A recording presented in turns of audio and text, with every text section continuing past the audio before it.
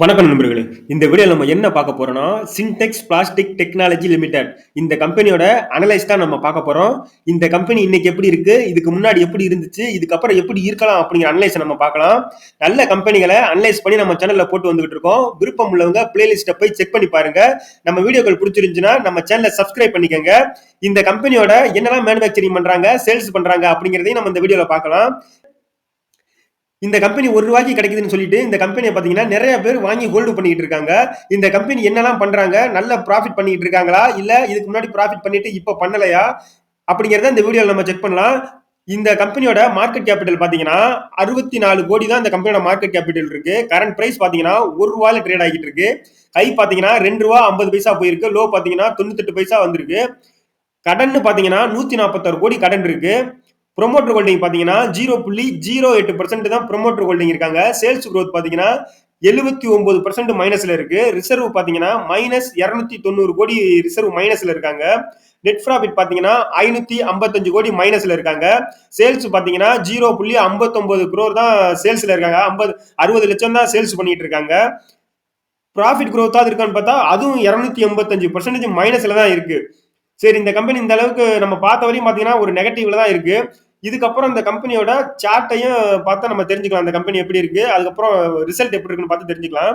Chart நம்ம 2017ல இருந்து பார்த்தீங்கன்னா இந்த கம்பெனி வந்து லிஸ்ட் ஆனதுல இருந்து ஒரு ₹100 அந்த ரேஞ்சில லிஸ்ட் ஆனதுல இருந்தே பார்த்தீங்கன்னா ஒரு பெரிய சரிவுன்னு தான் சொல்லணும். இங்கெல்லாம் யாராவது இன்வெஸ்ட்மென்ட் பண்ணியிருந்தாங்கன்னா சின்டெக்ஸ்ங்கிறது ஒரு பிரபலமான கம்பெனியா தான் இருக்கு. இந்தியாவுல இந்த பிராண்ட் வந்து எல்லார் வீடுகள்லயும் யூஸ் பண்ணிட்டு தான் இருக்காங்க. இருந்தாலும் ஏன் இந்த கம்பெனி இந்த அளவுக்கு விழுந்திருக்கு அப்படிங்கறத நம்ம ரிசல்ட்ல பார்க்கலாம்.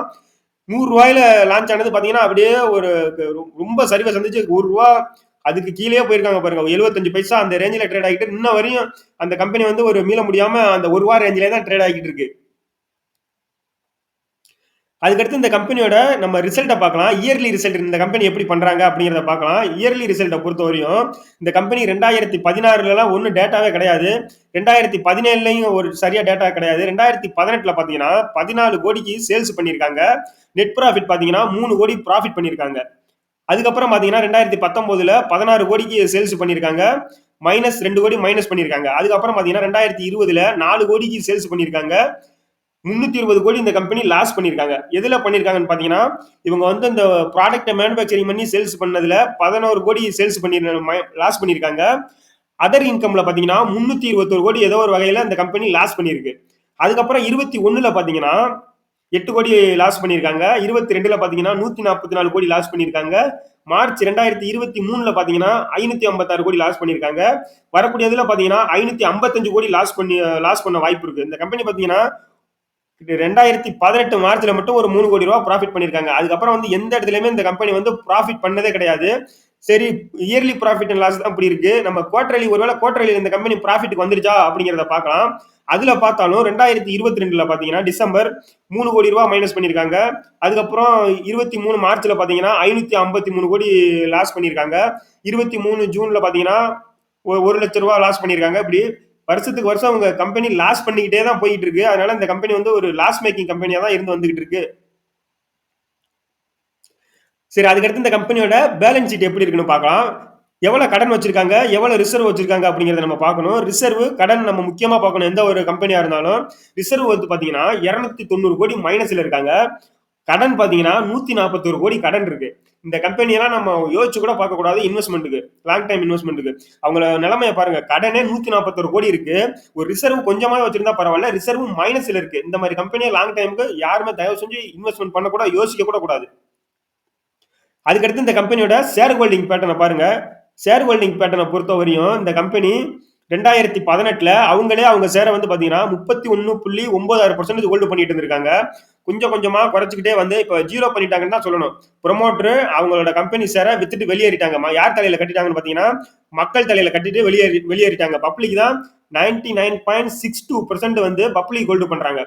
இந்த மாதிரி கம்பெனி எல்லாம் பாத்தீங்கன்னா இன்வெஸ்டர், அதாவது அந்த கம்பெனியோட எம்டிலாம் கரெக்டா அவங்களோட ஷேரை வித்துட்டு வெளியேறிட்டாங்க. நம்மள மாதிரி ஆள் தலையில ரீட்டைல் இன்வெஸ்டர் தலையில கட்டிட்டு இந்த கம்பெனி வெளியேறிட்டாங்க. ஏன்னா அந்த கம்பெனி மேல அவங்களுக்கே ஒரு நம்பிக்கை இல்லை. அதனாலதான் பாத்தீங்கன்னா 2018ல 31% அவங்களே அவங்க கம்பெனி ஹோல்டு பண்ணவங்க இன்னைக்கு கொஞ்சம் கொஞ்சமா குறைச்சு சுத்தமா வெளியில போயிட்டாங்க. அதை யார் தலையில கட்டிட்டாங்கன்னு பாத்தீங்கன்னா, நம்மள மாதிரி இப்போ ரீட்டைல் இன்வெஸ்டர் தலையில கட்டிட்டாங்க. எவ்வளவு நேக்கா கட்டி விட்டுருக்காங்க பாத்துங்க. இதுக்கு என்ன காரணம்னா, ரூ. 1 ரூ. 2 பென்னி ஸ்டாக்லாம் மிகப்பெரிய அளவுல மேல போகும் அப்படின்னு நம்மள மாதிரி ரீட்டைல் இன்வெஸ்டர் நம்பிக்கிட்டு யூடியூப் சேனல்ல ஒரு சில சேனல் எல்லாம் பாத்தீங்கன்னா, இன்னைக்கு ₹1 வாங்கி வச்சீங்கன்னா பல கோடிகள் கிடைக்கும் அப்படின்னு சொல்றதுனாலயே சில பேர் இந்த மாதிரி ஸ்டாக்க வாங்கி வச்சு அவங்க பாருங்க அவங்களோட அமௌண்ட் வந்து கிடைச்சிருக்கும். அதனாலதான் அவங்க வித்துட்டு கொஞ்சம் கொஞ்சமா வெளியேறிட்டாங்க. இப்ப கடைசியில மாட்டிட்டு முழிக்கிறது யாருன்னு பாத்தீங்கன்னா, நம்மள மாதிரி ரீட்டைல் இன்வெஸ்டர், பப்ளிக் இன்வெஸ்டர் தான். அதனால இந்த மாதிரி கம்பெனிலாம் இன்வெஸ்ட்மென்ட் பண்றதுக்கு ரொம்ப ரொம்ப யோசிக்கணும். பண்ணவே கூடாதுன்னு தான் சொல்லணும் இந்த மாதிரி கம்பெனில.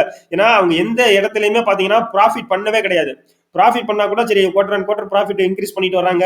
இயர் அண்ட் இயர் லாஸையாவது கம்மி பண்ணிட்டு வராங்க அப்படின்னு பார்த்தா கூட அந்த வகையிலையும் இவங்க லாஸையும் கம்மி பண்ண கிடையாது. வருஷத்துக்கு வருஷம் இன்க்ரீஸ் பண்ணிட்டு தான் போறாங்க. அதனால இந்த கம்பெனில இன்வெஸ்ட்மென்ட் பண்றத தவிர்த்துக்கணும்.